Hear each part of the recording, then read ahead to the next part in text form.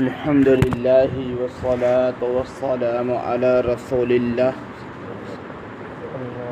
أما بعد وقال النبي صلى الله عليه وسلم عن عبد الله بن عمر رضي الله تعالى عنه قال قال رسول الله صلى الله عليه وسلم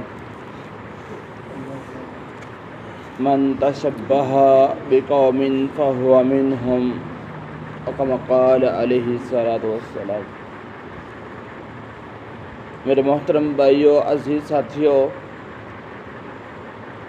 عبداللہ بن عمر رضی اللہ تعالی عنہ بیان کرتے ہیں کہ رسول اللہ صلی اللہ علیہ وسلم نے فرمایا، من تشبہ بقوم فہو منہم،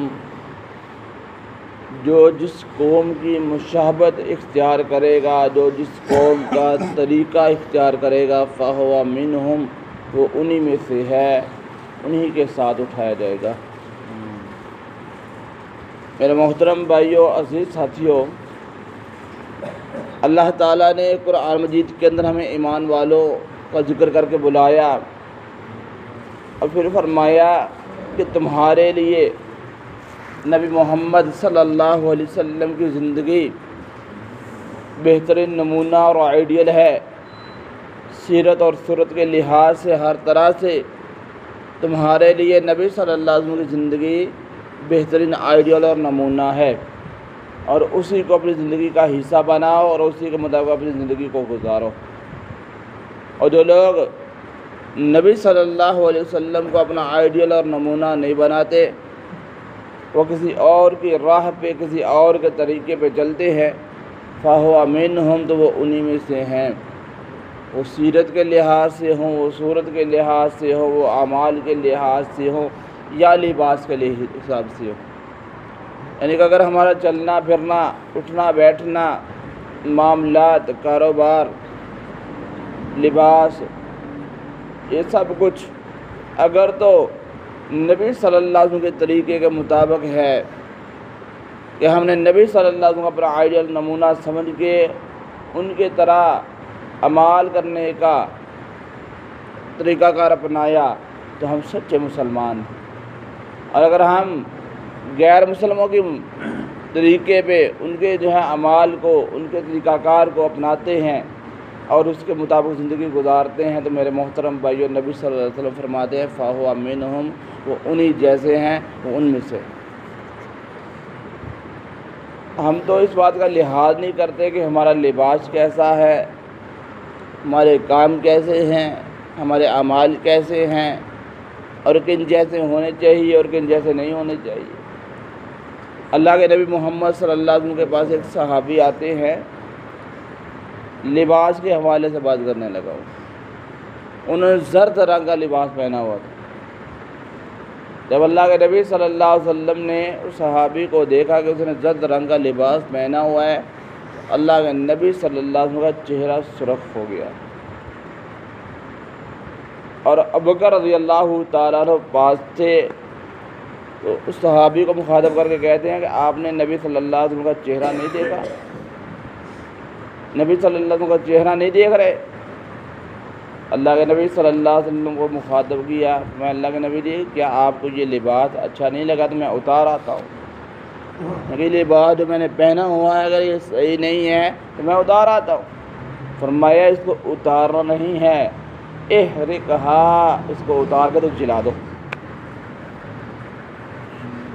اس لباس کو اتارنا نہیں ہے بلکہ احرقھا، اس لباس کو اتار کے سنبھال کے رکھنا نہیں ہے کہ پیسے خرچ کیے اب استعمال کر لے تو چلو کوئی بات نہیں، خیر ہے، کوئی 2-4 دن، مہینہ، سال استعمال کرنے، پیسے لگے ہیں نا، استعمال کر لیں۔ میں اس کو استعمال نہیں کرنا، اتارنا نہیں ہے، احرقھا، اس کو جلا دو۔ یہ غیر مسلموں کی مشابہت ہے، کافروں کی مشابہت ہے، یہ ان کا لباس ہے۔ اور آج میرا لباس کیسا ہے، میرے بچوں کا لباس کیسا ہے؟ آج ہمارے اعمال، ہمارے طور طریقے، ہمارا رہنا سہنا سچی بات اگر ہم غور کریں اسلام کو پڑھ کے دیکھیں تو مسلمانوں کے طریقے ہم میں کم ہے، غیر مسلموں کے زیادہ ہیں۔ ان کا رہن سہن، ان کے اعمال، ان کے طریقہ کار، سب کچھ۔ آج کل جب مائیں اپنے بچوں کو تیار کرتی ہیں تو سب سے پہلے کیا جملہ بولتی ہیں؟ میرا پوتا انگریز لگ رہے ہیں۔ مسلمان بنانے کی تو ضرورت ہی نہیں ہے، میرا پوتا انگریز لگ رہا ہے۔ جب ان کے طریقے پہ چلانا تو پھر وہی بنانا ہے۔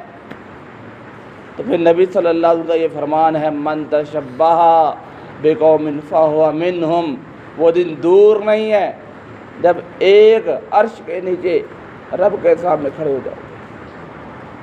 یہ سب کچھ ختم ہو جائے گا تو رب کے سامنے کھڑے ہو جاؤ گے، اور جو مسلمانوں کے طریقے پہ چلتا ہوگا وہ نبی صلی اللہ علیہ وسلم کے ساتھ ہوگا، اور جو غیر مسلموں کے طریقے پہ چلتا ہوگا ان کی صف میں کھڑا ہوگا، ان کے ساتھ کھڑا ہوگا۔ وجہ کیا ہے؟ وجہ کیا ہے؟ ہمارے اعمال۔ پھر اللہ تعالیٰ اس لیے فرماتے ہیں فَمَن يَعْمَلْ مِثْقَالَ ذَرَّةٍ خَيْرًا يَرَهُ، جو خیر کا کام کرے گا، ہر وہ کام خیر کا کام ہے جو شریعت کے مطابق ہے، ہر وہ کام شر کا کام ہے جو شریعت کے خلاف ہے۔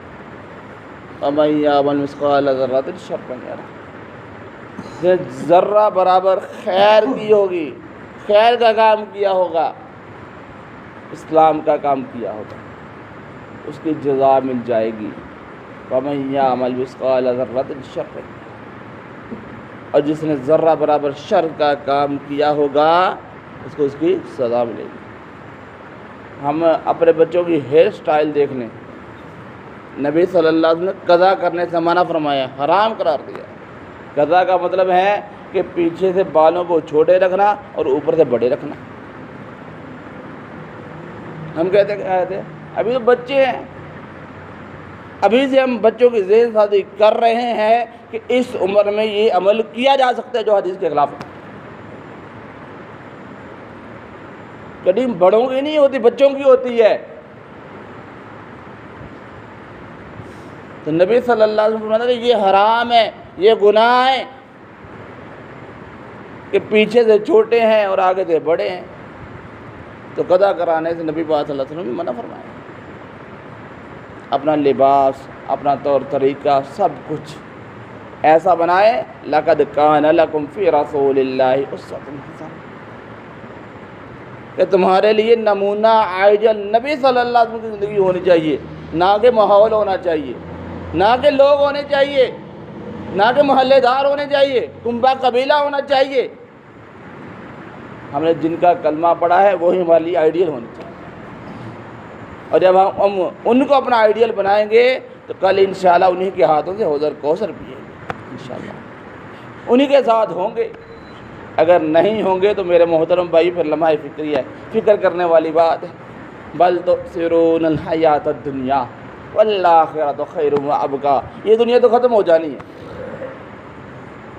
ہم سے پہلے بڑے کہاں ہیں؟ ہمارے باوجداد کیا ہیں؟ آج سے 100 سال پہلے وہ اس گاؤں میں موجود تھے،